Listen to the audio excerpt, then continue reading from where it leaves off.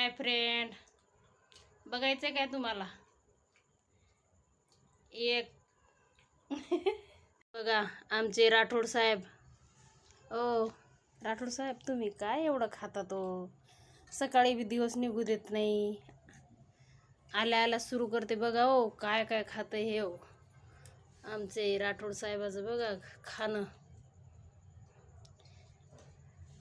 तुमची बॉटल कुठे आहे वय राठोड साहेब?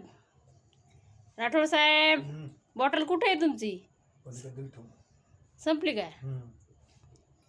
खाते पेते खाते पेते. बघा हे